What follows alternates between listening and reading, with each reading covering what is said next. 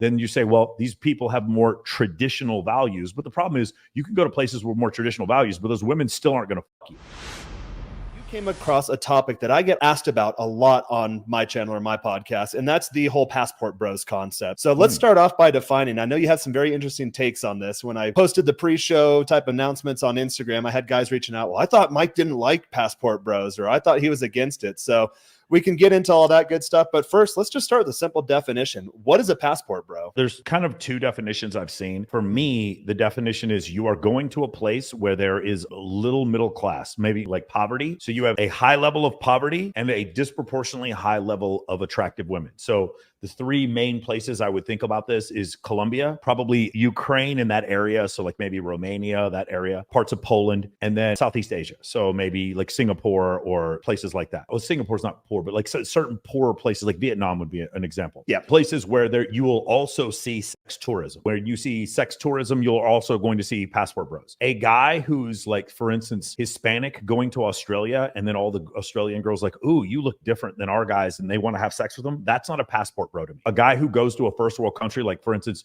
you grab your passport and you go to Sweden because you want a blonde haired, blue eyed woman that you want to date. Those people have a middle class. And so those women are not going to just up and leave for a green card like they might do in Medellin or they might do in Ho Chi Minh City or whatever. Like it's very different environment. So to me, my definition for passport bro is you're going to a place with almost no middle class, where women have very little upward financial mobility and a disproportionately high level of attractive women. That's a fantastic definition, because every now and then I get accused of being a passport bro. And I know we haven't spoken too much prior to just getting on here, but I lived in Mexico years ago, almost 20 years ago. I studied abroad down here, studied at a very good university, didn't realize it at the time.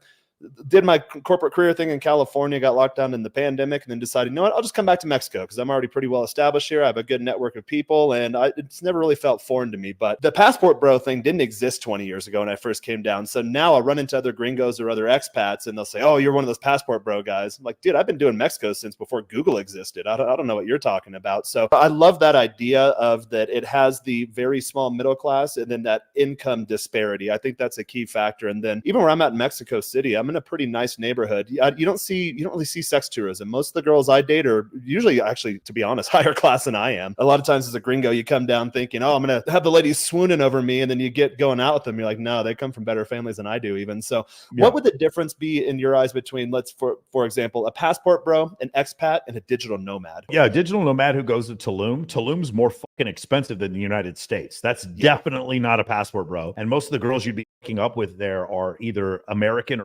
European that are visiting Tulum. So that's when I see digital nomad, the number one spot for me I see is Tulum, like Mexico City. I'll see them sometimes in Medellin or like maybe Dubai or places like that. You'll see it maybe Sweden, sometimes Puerto Rico because of the 4% federal tax rate. You'll see places like that. That is just a function where you just want to travel and you can live anywhere you want. So you choose to do that. Any digital nomad who doesn't live in Vegas, I just don't understand why. It's better here than any of those places I just mentioned. So that's the first thing. The expat is, again, it's for financial gain. So for instance, the Emiratis, the royal family in the Emirates, their family members actually fly the fighter jets that the UAE, United Arab Emirates royal family owns. So they actually have an Air Force in UAE. The guys who maintain those jets are usually former U.S. Air Force maintainers. And those guys get paid $300,000, $400,000 a year to go work on jets and maintain them in another country. A lot of people have these cool jobs where they work on oil rigs. They just have like maybe even an English teacher. There's a bunch of different cool jobs that you can get in other countries where you're an expat, or you may just like live in like Koh Samui, Thailand, where it's super, super inexpensive to live. You know what I'm saying? Maybe you have like a couple $100,000 saved up and you realize you can just live there for the rest of your life because there's an arbitrage in wealth. That's what an expat would do. A passport bro is different. A passport bro is a situation where it's like your initial reasoning for leaving is because the women in this country are not facilitating what you want. And that could be like, again, it's realistic. Are women getting bad advice from Cardi B and Megan Thee Stallion to be a bad bitch and be like extremely difficult to deal with? Yes, that's true for sure. Are modern Western women very, difficult to lock down and have a long-term relationship with? Yes, the science, the data would show that is correct. And then from that, your personal anecdotal experience shows you, okay, well, I'm not having a ton of success with dating. So let me go to this other place. And then you say, well, these people have more traditional values. But the problem is you can go to places with more traditional values, but those women still aren't going to fuck you. But in Colombia, they will. You know what I'm saying? And in places like that, they will. And so that's the issue. It's like, There needs to be this added incentive. And I think we kind of ignore this. There's an incentive for the woman to have a better life by leaving with the dude who has a more upward financial mobility and a US passport. That's what's going on there. To act like that's not going on is naive. Right, that is part of this whole thing. Does even the guy who was promoting Passport Fellas, which is the app, on my show yesterday, he even admitted, he's like, yeah, there probably is some sex trafficking going on with regards to this, and that's one of the dangers that are going on. It's like one of these situations where Colombia is poor. No matter what we do, Colombia is going to be poor. The women there, the situation they're in is that they're going to be in a better situation if they do this than don't do this. So, are you trafficking? Yes, but like the thing is, well, someone was going to do it anyway, so it might as well be us. And these guys want to look for a good wife and yada yada yada. I have a buddy of mine who lives there, and he like only dates super young girls, 19, 20-year-old girls in Colombia, because he goes, once they get to 21, if they're hot and they don't have a job, they're kind of like forced into this like sex trade, and it's really bad at that point. So he's like, dude, you got to get them young. That's what he told me. I'm not advising anyone do this, but he lives in Medellin. And so from that standpoint, that's essentially what I'm saying is like, for those of you who say I'm not in favor of passport bros, I'm not. I actually think it's kind of a cope. If it gets to an actual point, you just really want a Catholic girl and you're really into Hispanic women and you are legitimately looking for a wife, and in the interim, you don't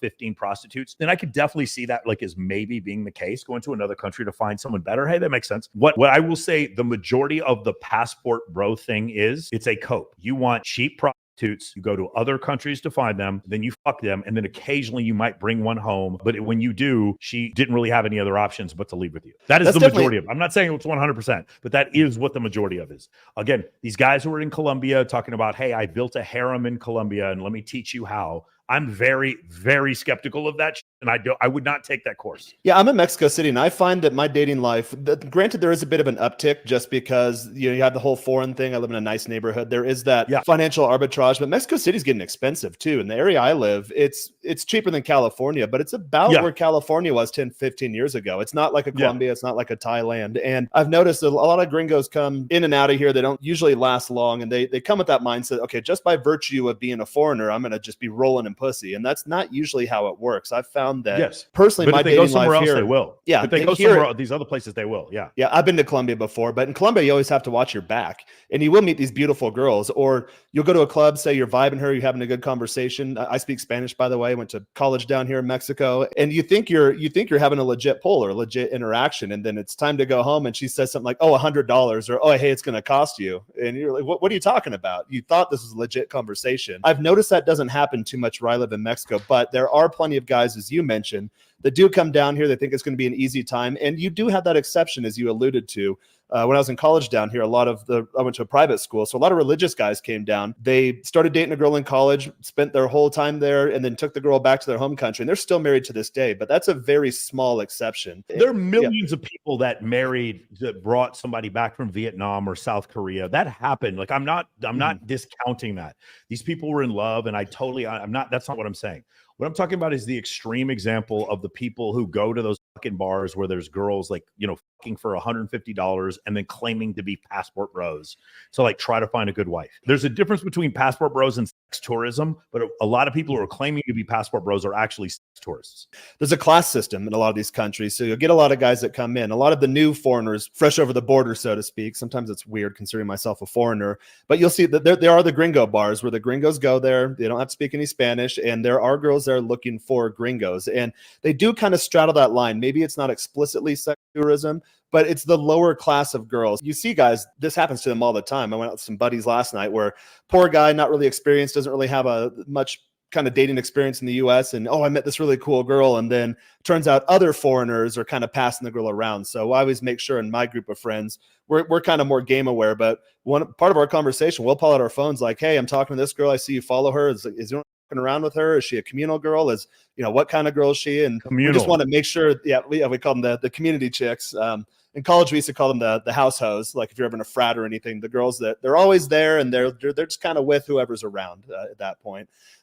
In your estimation, is there a specific profile of a passport bro? Because I've always heard that if you can't do well dating wise in the US, you probably shouldn't go abroad. I would definitely agree with that. I did well in California. I do a little better in Mexico just because the girls are a little more feminine, and there's more of that dichotomy between male-female kind of relationships and roles that are played in relationships. But for the most part, I found that it wasn't until my game got good in the US that I could really start doing some damage abroad. Yes.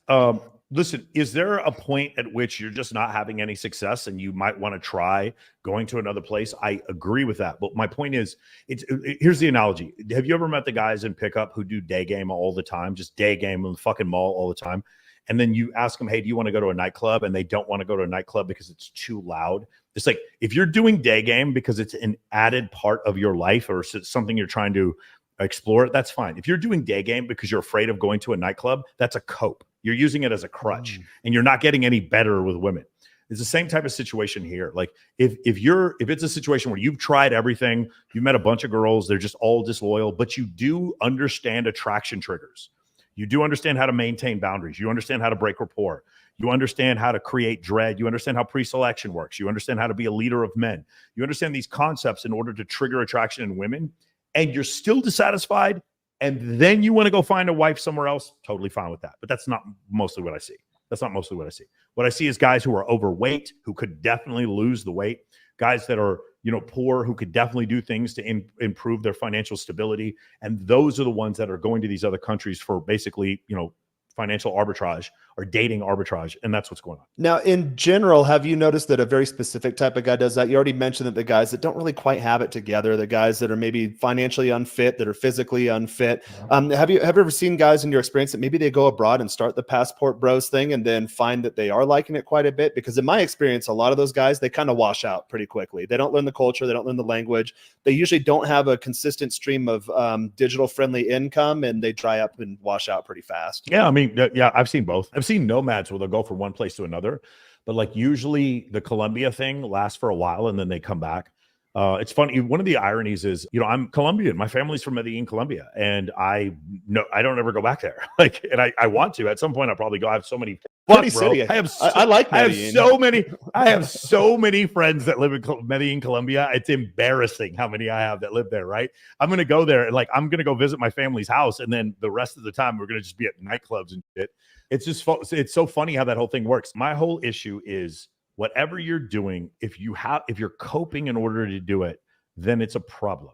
And so if you can create a skill set to where you actually know how to attract women, and then after you create that skill set, you still have the belief that, hey, this isn't working for me, then you want to go try something else, that'll definitely work. But as far as do they last? If you went there just with the intent of just running through hose, I'm sure you would get tired of it after a while. I'm sure that would be the case. I don't think paying for pussy is better than watching porn. I think both of them are copes. I don't think either of them are morally, well, there's some moral problems with it. I'm not making fun of guys who do it. I understand, your life may be rough and it's something it's a stage you had to go through. My point is, what I'm tired of seeing is men who are overweight and could absolutely fix being overweight and become passport bros. If you have a choice between becoming a passport bro or losing the weight, and they're choosing to become passport bro, it's just terrible. It's just a terrible, terrible thing to see. I agree with that. And guys, take it from someone who's lived abroad for years. I was overweight in high school. The minute I got my car and first job, immediately took care of that.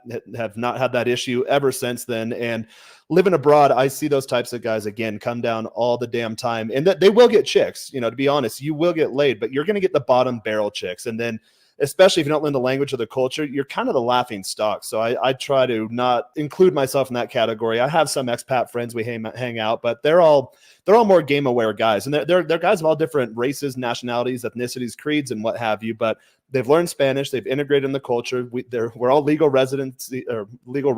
We make money abroad, working good U.S. jobs with that financial arbitrage, and it's more it feels more like an expat type situation, but